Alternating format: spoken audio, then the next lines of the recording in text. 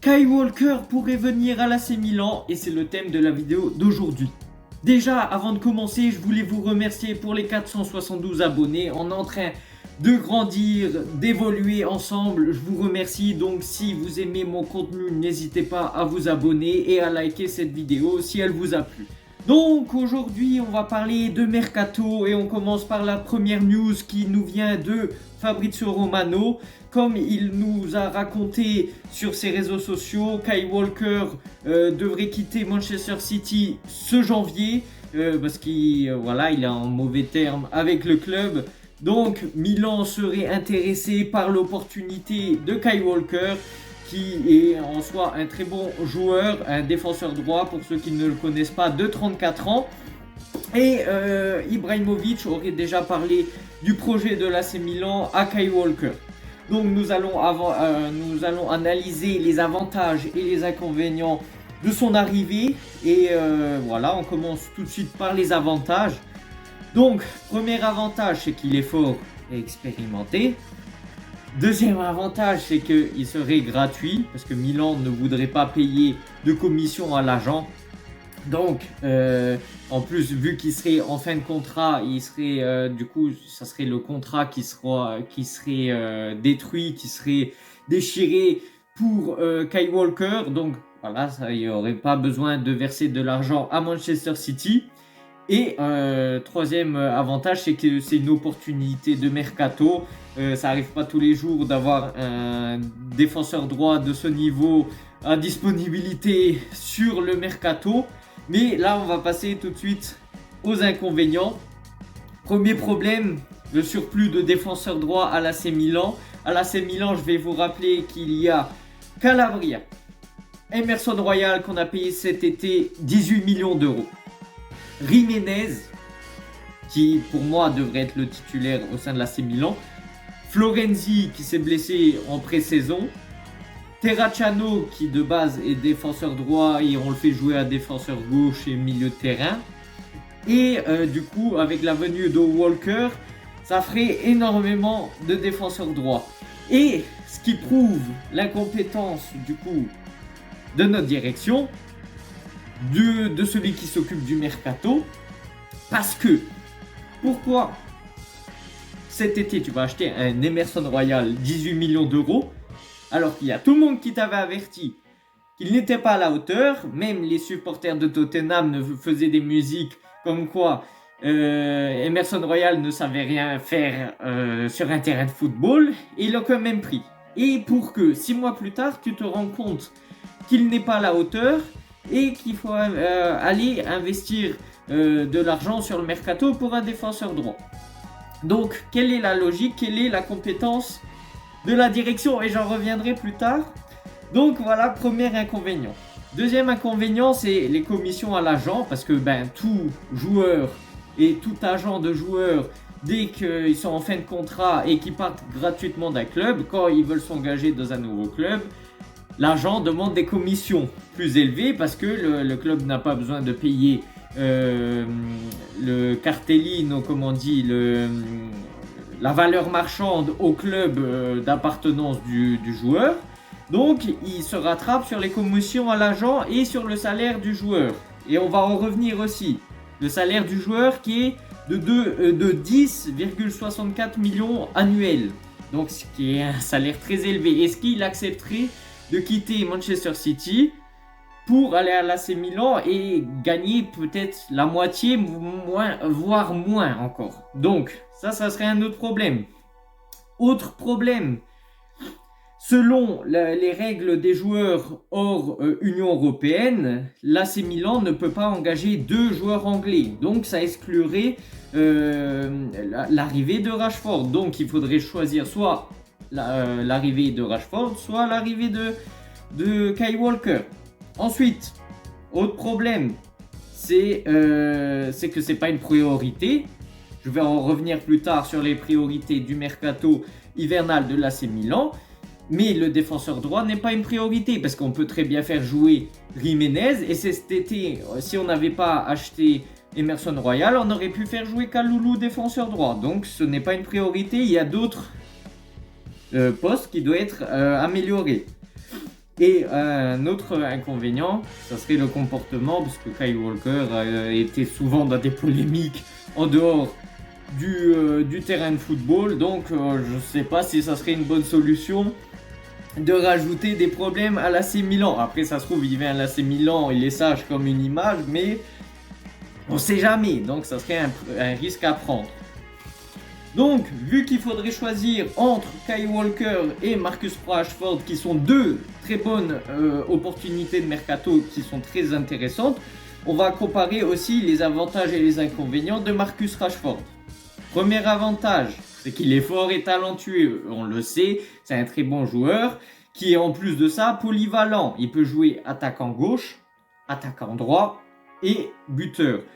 Ce qui fait qu'il n'est pas excellent dans dans les postes, mais il est très bon dans tous les postes. Donc il peut très bien être un joueur polyvalent de l'attaque, et il peut venir renforcer les trous en cas de blessure de Leao, en cas de blessure de Pulisic, et le mettre en pointe à la place de Morata ou Abraham, selon la formation que mettrait en place Conceição, parce qu'on sait qu'il commence son match en 4-3-3, donc avec une pointe fixe, et quand on a du mal à marquer, il passe en 4-4-2 avec deux pointes, et ça peut être intéressant de voir Marcus Rashford avec deux pointes, je sais pas, avec Abraham à ses côtés, ou Alvaro Morata. Autre avantage, c'est qu'il a 27 ans, c'est au top de sa carrière, même si avec Manchester United, il n'est pas en bon terme avec son entraîneur, ce qui fait que c'est une opportunité de mercato, parce que sinon c'est un joueur qui vaut 40 millions d'euros, même si ces dernières saisons c'était pas au top, mais ça reste un joueur de très gros level. Donc les inconvénients, pareil que pour Kyle Walker, le comportement, c'est un joueur très fêtard qui peut être des fois distrait de loin des terrains de football. Du coup, l'autre inconvénient, c'est que son arrivée exclurait l'arrivée de Kyle Walker. Autre inconvénient, c'est que ce n'est pas une vraie pointe. Ce n'est pas un vrai numéro 9. Il peut jouer numéro 9, mais c'est pas là où il excelle le plus. De base, c'est un ailier gauche naturalisé, ailier droit, et qui peut aussi faire numéro 9. Sauf qu'on l'a très bien vu hier. Lors du match AC Milan-Cagliari, qu'on a besoin d'un vrai numéro 9. Et ça, j'en reparlerai plus tard dans les priorités. Mais on a besoin d'un renard des surfaces qui te met la balle au fond des filets. On n'a pas besoin d'un joueur comme...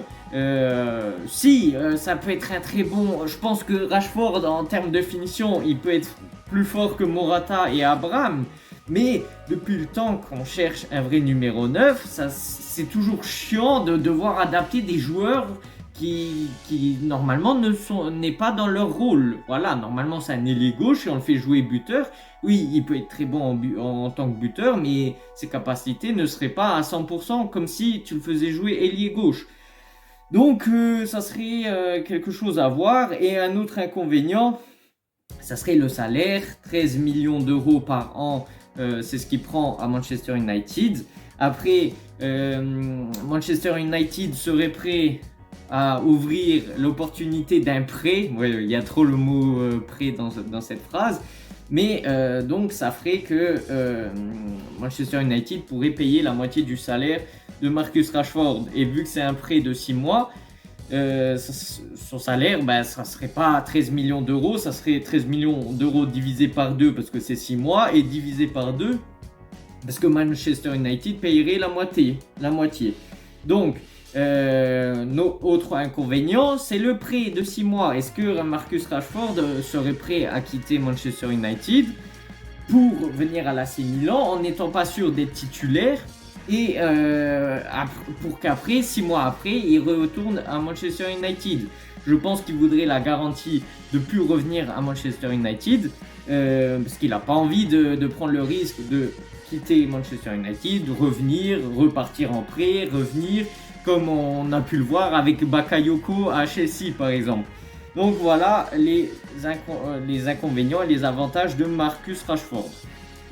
Petite rumeur aussi que j'ai entendu parler ce matin, Okafor à Leipzig. Moi j'avais fait une vidéo comme quoi c'était fait, voilà, même Fabrizio Romano avait fait le post Here we go, du coup comme quoi Okafor avait signé à Leipzig avec un prêt avec option d'achat à 25 millions d'euros.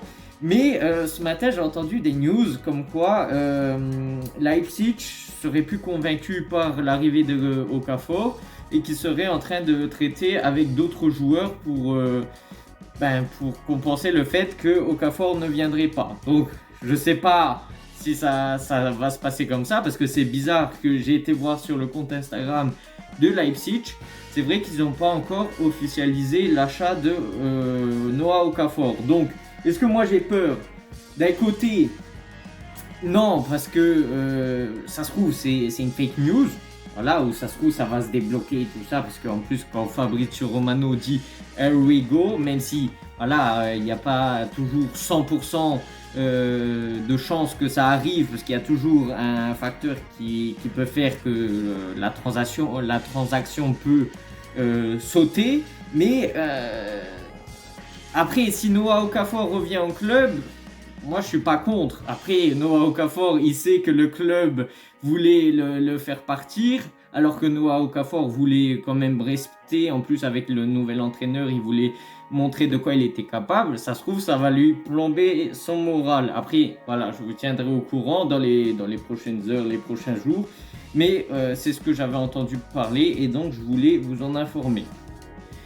Donc maintenant, passons aux priorités de l'AC Milan. Parce que, selon moi, il y a deux postes vraiment qui doivent être améliorés durant ce mercato hivernal. Et la direction, je ne sais pas pourquoi, ils vont un peu à droite à gauche, mais ils ne se focalisent pas sur les priorités. Déjà, première priorité, ça serait d'aller chercher un numéro 9.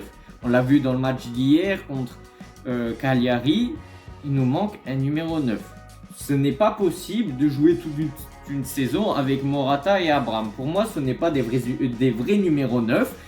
Morata, il excelle dans tous les... partout sur le terrain, mais pas en finition. Voilà, il peut être très bon en passe, il peut être très bon en contre-attaque, mais la finition n'est pas là. De la tête, il n'en prend pas une, il remplit pas la surface de réparation. Ça veut dire que quand tu fais un centre, tu peux être sûr que le centre va finir sur la tête d'un défenseur de l'équipe adverse. Donc ce n'est pas possible. Pareil pour Abraham, j'en ai parlé hier. Abraham, il a les caractéristiques d'un numéro 9. Il est quand même rapide. Il est physique, il est tout baraqué là, il fait 1m90, je sais pas combien. Il te touche pas une balle de la tête. Vraiment. Camarda, le peu de fois où il a joué dans les dernières minutes, il a joué 10 minutes par-ci, 10 minutes par-là, il a plus touché de balles de la tête que Abraham et Morata réunis lors de toute la saison. Ce n'est pas possible. Ce n'est pas possible de jouer toute une saison avec Abraham et Morata. On joue sans numéro 9. C'est pas possible. Toutes les grandes équipes ont un vrai numéro 9. À part Real Madrid qui se débrouille avec Mbappé, Vinicius et Rodrigo. Bon, c'est leur problème, mais je pense qu'ils s'en sortent quand même très bien. Mais toutes les grandes équipes ont besoin d'un vrai numéro 9. Nous, on n'en a pas. Nos numéros 9 n'ont pas de finition et ce n'est pas possible. Ça fait depuis trop longtemps qu'on n'a pas eu de vrai numéro 9. Ça fait depuis trop longtemps qu'on n'a pas investi une certaine somme d'argent pour un numéro 9. On avait essayé avec Christophe Piontek. On l'avait payé quoi? 35 millions d'euros, 30 millions d'euros à Genoa. En plus, mercato hivernal. Voilà, c'était une bonne idée en soi. Bon, malheureusement, la malédiction du numéro 9 l'a rattrapé parce qu'au début, il avait le numéro 19, il me semble. Il avait réussi à marquer des buts. Après, il a décidé l'été de prendre le numéro 9 et après, c'est parti en couille. Après, ces dernières saisons, on avait réussi à avoir Olivier Giroud et Ibrahimovic. Pour moi, c'est des vrais numéros 9, mais on ne peut pas se permettre toute notre vie d'aller chercher des numéros 9 en fin de carrière. Olivier Giroud, je te remercie pour tout ce que tu as fait. En plus, j'ai mis le titre de ma dernière vidéo, Reviens Giroud s'il te plaît. Parce que on a besoin de renard de surface comme lui. Ibrahimovic aussi, c'était un numéro 9, un peu plus que quand même Morata et Abraham. Sauf que, à force de prendre quelques numéros 9, au lieu de prendre 6 numéros 9 à 10 millions d'euros, admettons, ou en n'investissant pas sur le mercato, en le prenant en prêt, si tout cet argent-là, tu l'accumules, ça fait 60 millions d'euros. Ok, tous les numéros 9 qu'on a pris, que c'était de la merde. Parce que voilà, on a essayé, et en fait ça convenait pas. Morata, on l'a payé 13 millions d'euros.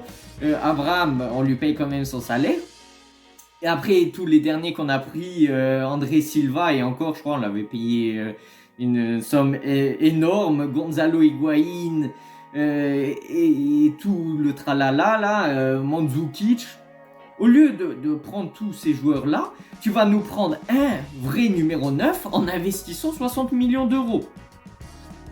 Chose que vous ne faites pas cet été. Vous avez aussi fait un mercato nul parce que vous n'avez pas été chercher le numéro 9. Vous avez préféré traficoter là à droite à gauche en prenant Abraham le dernier jour du mercato en l'échangeant avec ses Makers.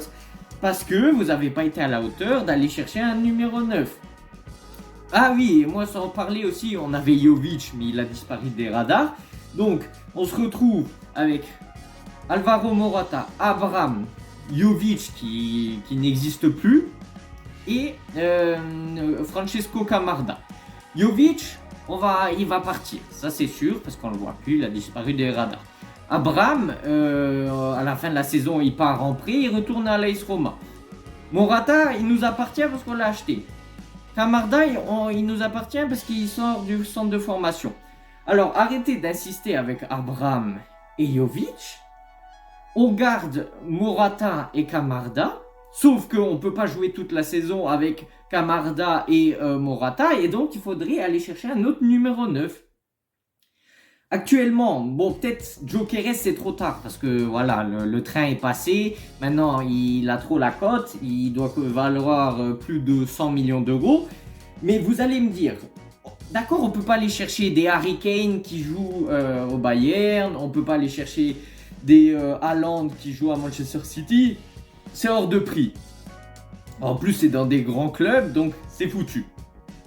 Mais vous allez me dire, du moins cet été, on n'aurait pas pu essayer d'aller chercher Gyökeres qui joue à Sporting Lisbonne, qui est une équipe inférieure à nous. Sesko de Leipzig. Dites-moi qu'on n'arrive pas à aller le chercher. Jiménez du Feyenoord. Pourquoi on n'arrive pas à aller le chercher? Même s'il faut investir 60 millions d'euros, vaut mieux investir 60 millions d'un coup. Et on a la sécurité. Après, ça se trouve, tu t'achètes Sesko, Gyökeres, ils font de la merde à l'AC Milan. Mais au moins, on peut pas te reprocher de ne pas avoir intervenu sur le mercato. Parce que tu auras essayé au moins. Au lieu de prendre 10 joueurs nuls, prends un bon et comme ça, pour les 10 prochaines années, t'es tranquille. Non, eux, ils doivent prendre toujours, parce qu'ils veulent pas investir, ils veulent prendre toujours la solution de l'économie, économie, si vous avez la ref, ça vient de TikTok. Allez me chercher un beau joueur. C'est comme si t'as mal au ventre une fois, au lieu de te guérir avec des médicaments, tu te dis « Ah, j'ai pas envie de payer ça, c'est trop cher pour ce que c'est ». T'as mal au ventre une deuxième fois, ah oui, bon, tu vas voir le médecin, il te dit « Ah, il faut que tu prennes ce médicament ». Et toi, tu lui dis « Ah non, ça coûte trop cher ». Et la troisième fois, t'as mal au ventre, en fait, je sais pas, t'as l'appendicite, tu dois te faire opérer et ça te coûtera 10 fois plus cher. Ben là, c'est la même chose. Ok? Au lieu de reprogrammer l'achat du numéro 9 à plus tard, parce que tôt ou tard, il faudra qu'on s'achète un vrai numéro 9. Parce que, bon, ça peut arriver des fois avec de la chance, avec le mercato, avec du scouting, tu vas chercher un numéro 9 et après il t'explose. Parce que bon, après, nous on a un vrai numéro 9, Francesco Camarda qui a 16 ans, on peut pas lui donner toutes les responsabilités. Mais seulement en Italie, en fait, où on fait pas jouer les jeunes. Parce que Camarda, dans un autre championnat, croyez-moi qu'il serait déjà titulaire. Donc, si vous voulez pas faire confiance aux jeunes, investissez sur un vrai numéro 9, directement. Au lieu de faire tatati, tatata, Abraham par-ci, Morata par-là, Mandzukic par-ci, Olivier Giroud par-là, Ibrahimovic par-ci, Marcus Rashford adapté en pointe alors que de base c'est un ailier, faire jouer Leao en pointe, Jovic. Non, allez me chercher un vrai numéro 9. Même s'il faut investir, au moins cet investissement a quasiment toutes ses chances de réussir. Et comme ça, tu n'as plus besoin de chaque année aller chercher sur le mercato un nouveau numéro 9. Non, tu vas, même si toi tu te dis, ah ben on va perdre 60 millions d'euros en allant acheter Gyökeres. Mais ces sous, tu vas les récupérer. Parce que là, tu n'as pas investi, tu n'as pas voulu investir parce que tu disais que c'était trop cher, Gyökeres. Mais au moins, Gyökeres, dans les matchs comme ça, il te la met au fond des filets. Les matchs contre Cagliari ou d'autres matchs. Parce que hier, on a pas mal joué. Il nous manquait juste la finition. Sauf qu'avec des joueurs comme Abraham et Morata, tu n'arrives pas à la mettre au fond des filets. Donc, un joueur comme Gyökeres, il t'aurait assuré au moins entre 5 et 10 points supplémentaires dans le championnat. Parce que même les balles les plus compliquées, il te la met au fond des filets. Et pour l'instant, on n'est pas assuré d'être en Ligue des Champions la saison prochaine pour arriver dans les 4 premières places. Mais un joueur comme Gyökeres, il t'assure d'être dans les 4 premières places parce que même si tu joues pas bien, il va te la mettre la balle au fond des filets, il va te mettre les balles de la victoire. Et non, parce que t'as pas voulu investir, ben après tu le payes. Et là, si on n'arrive pas en Ligue des Champions, on va perdre quoi? 60 millions d'euros. Du coup, au final, toi tu dis, oui, on investit 160 millions d'euros, je perds des sous. Non, c'est en allant chercher des Abraham, des Morata que tu perds des sous. Parce que tu veux faire des économies, mais derrière, après tu le payes parce que sportivement, tu n'arrives pas à atteindre tes objectifs. Alors que normalement, ça paraissait logique d'être dans les 4 premières places. Là, on est en train de remettre toute la saison en question parce qu'on n'est pas assuré d'être en foutu Ligue des Champions la saison prochaine. Et maintenant, il faut pédaler. Ils ont été chercher Conceição seulement maintenant, alors qu'on aurait dû aller le chercher bien à l'avance. On aurait dû se rendre compte dès le début que Fonseca n'était pas à la hauteur. Ils ont voulu prendre ce risque. Conceição, même s'il a fait un match nul hier, moi je lui fais confiance, mais il aurait dû venir bien avant. Mais en fait, ils n'assument pas leurs erreurs. Ils font des mauvais choix alors qu'on leur avait prévenu que Fonseca, ça n'était pas le bon choix. Et maintenant, ils se sont retrouvés 6 mois plus tard à changer d'avis et à changer d'entraîneur. Donc, la logique de cette direction, il n'y en a pas. Et du coup, comme je l'ai dit pour Emerson Royal, ils ont investi 18 millions d'euros pour Emerson Royal alors que tout le monde leur avait prévenu qu'il était nul, alors que eux c'est censé être leur métier, ils doivent s'en rendre compte que Emerson Royal n'est pas à la hauteur de l'AC Milan. Ben maintenant ils se retrouvent 6 mois plus tard à réfléchir pour faire venir Kyle Walker.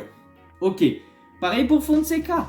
Fonseca, il y a 6 mois, il n'y a personne qui le voulait et tout le monde qui leur disait ne prenez pas Fonseca, il n'est pas adapté à l'AC Milan. Ils ont voulu en faire qu'à leur tête, ils l'ont pris et 6 mois plus tard, ils se retrouvent à changer d'entraîneur. Donc, 6 mois qu'ils ont été jetés à la poubelle. Donc, assumez vos erreurs et faites directement un bon choix dès le début. Et pareil pour le numéro 9. Au lieu d'aller chercher à droite à gauche des numéros 9 médiocres, allez nous chercher directement une sécurité, une source fiable comme Gyökeres ou Sesko ou machin. Mais bon, haute priorité. Milieu de terrain, parce que ce n'est pas possible. Il nous faut un milieu de terrain, surtout si on joue en 4-3-3 au début des matchs, et après on finit en 4-4-2. Mais pour le moment, on a seulement Benacer, Fofana, Reinders, Moussa et Loftus-Cheek. 5 joueurs, alors que quand on joue en 4-3-3, il y a 3 milieux de terrain. Donc il suffit qu'il y en ait 3 qui se blessent. En fait, il y a tout juste le bon nombre de joueurs pour compléter le milieu de terrain. En sachant que Loftus-Cheek est toujours blessé. Moussa, beaucoup de quantité, mais pas très peu de qualité. Il nous reste seulement Benacer qui revient seulement de blessure.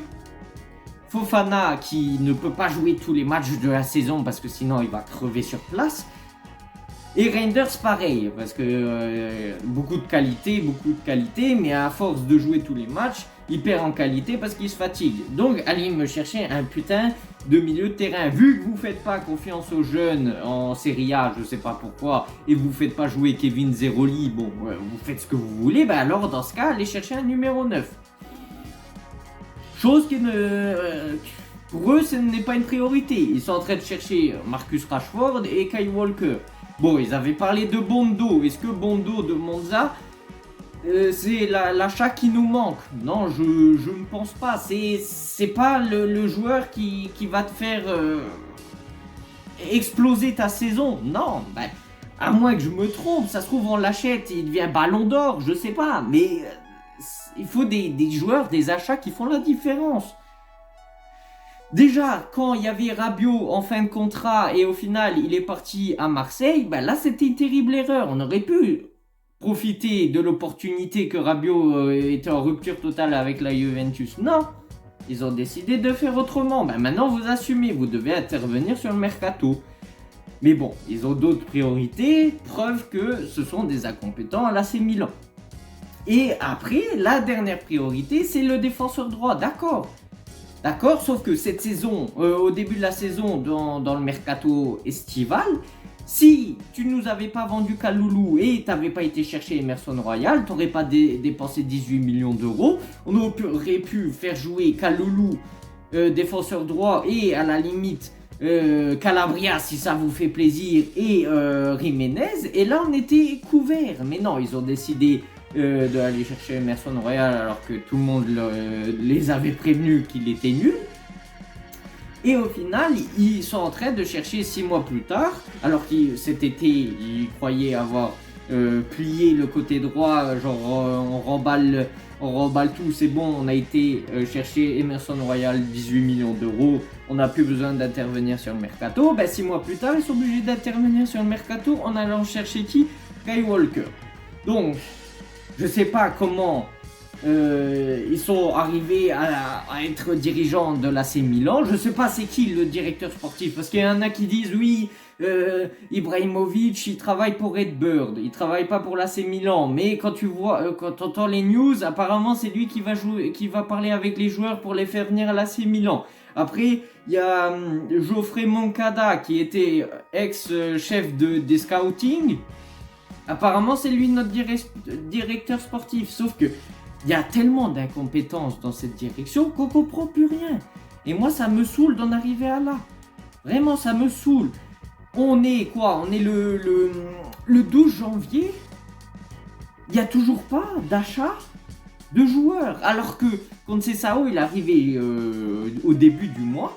Normalement, si on est une direction ambitieuse et s'ils veulent se rattraper des erreurs qu'ils ont faites, parce que tout le monde fait des erreurs, on est tous humains, tout le monde fait des erreurs. Mais si tu as fait des erreurs, tu essaies de les compenser, de les rattraper. Donc, le plus tôt possible, tu fournis une équipe compétitive à ton nouvel entraîneur. Chose que tu n'avais pas faite avec Fonseca et chose que tu n'es pas en train de faire avec Sergio Conceição, et donc tu n'apprends jamais de tes erreurs. Donc moi j'attends que vous interveniez au plus vite sur le mercato, mais avec des achats de qualité. Oui, Kyle Walker, moi je serais super content qu'il vienne à l'AC Milan. Oui, Marcus Rashford, s'il vient à l'AC Milan, je serais très content qu'il vienne à l'AC Milan. Mais ce n'est pas des priorités, c'est pas les joueurs qu'on a besoin en priorité. Ce qu'il nous faut en priorité, c'est un numéro 9, un vrai, un renard des surfaces. Et tant qu'on n'aura pas ce numéro 9, on aura des problèmes. On aura des problèmes parce que les matchs comme hier, on n'arrivera pas à les plier parce qu'il nous manque des joueurs qui la mettent au fond des filets. Parce qu'hier, je répète, c'est même pas la faute de Sergio Conceição, mais le match hier, on aurait pu tellement le ramener tranquille à la maison, de ramener les 3 points. On aurait pu largement gagner ce match. Mais non, on a eu plein d'occasions.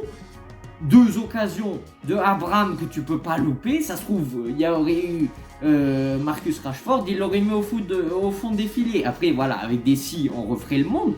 Mais on peut pas se contenter de la médiocrité. On peut pas se contenter de la médiocrité. Nous sommes l'AC Milan. Nous méritons des joueurs à la hauteur. Je dis pas d'aller chercher des Haaland, d'aller chercher des Harry Kane, je suis réaliste. Mais des joueurs qui sont largement à notre portée. Surtout que nous, on a des sous parce qu'on a les comptes verts et tout ça, on est en positif et tout ça, parce qu'ils n'arrêtent pas de crier sur tous les toits, notre direction, que la priorité, c'est la santé économique du club. Mais si on est aussi bien financièrement parlant, pourquoi on ne peut pas aller intervenir sur un vrai numéro 9 à la Cesco, à la Gyökeres de 60 millions d'euros? Parce que, oui, les Harry Kane, Erling Haaland, les Victor Osimhen, c'est hors de portée, c'est au-delà de 100 millions d'euros. D'accord, mais alors pourquoi les joueurs de 60 millions d'euros, tu vas pas me les chercher? Tu m'expliques? Parce que vous êtes incompétents, vous êtes des rats, vous voulez pas investir, et vous pensez qu'à l'argent. Et vous en avez rien à foutre des supporters de l'AC Milan. Je suis content que les contestations continuent à l'AC Milan. Jerry Cardinale devi vendere, vatene, et la Curva Sud qui continue de chanter ça durant tout le match, que ce soit à San Siro ou à l'extérieur. C'est mérité parce que Jerry Cardinale, tant qu'il sera à l'AC Milan, il ne sera pas le bienvenu à Milan. Qui reste à New York à faire ses affaires d'économiste, de commercial, là, fais tes affaires, mais moi j'ai envie que tu vendes l'AC Milan et casse-toi, et si tu veux te rattraper, d'accord, moi je lui en veux même pas de se faire des sous sur l'AC Milan, parce que même Silvio Berlusconi, quand il était président de l'AC Milan et propriétaire de l'AC Milan, il se faisait des sous sur l'AC Milan, c'est pas ça qui me gêne, c'est que il se fait des sous sur l'AC Milan, mais en plus, il est incompétent, il comprend rien au football, il connaît pas ce que c'est l'AC Milan et son histoire, et il s'entoure d'incompétents. Il met Zlatan Ibrahimovic qui a zéro expérience en tant que dirigeant, et il te le met en tant que dirigeant. Geoffrey Moncada qui n'a pas d'expérience en tant que directeur sportif, mais seulement en tant que scouting, mais il te le met en tant que directeur sportif. Ils te mettent que des incompétents à diriger l'AC Milan, et c'est normal qu'après tu le payes. Pour l'instant on est quoi, 8e du championnat. Oui, on a gagné la Super Coupe d'Italie, j'étais super content sur le moment, mais je l'ai dit, c'est pas parce que on a gagné la Super Coupe d'Italie que nos problèmes sont finis. Ils sont toujours là. Jerry Cardinale est encore là, et c'est pas parce qu'on a gagné la Super Coupe d'Italie que ça y est, maintenant il va mettre la main au portefeuille et il va mettre le cash sur la table. Non, malheureusement, il n'a pas compris ce qu'il fallait faire, et il comprend pas ce qu'il faut faire à l'AC Milan, parce que ce sont tous des incompétents. Sur ce, dites-moi ce que vous en pensez dans les commentaires. Cette vidéo était très longue, mais j'espère qu'elle vous aura plu. Et si elle vous a plu, n'hésitez pas à liker, partager, commenter. Et voilà, on se retrouve pour le prochain match de l'AC Milan. Sur ce, ciao ciao. Wake up, today's gonna be a good day. Wake up, today's gonna be a good day.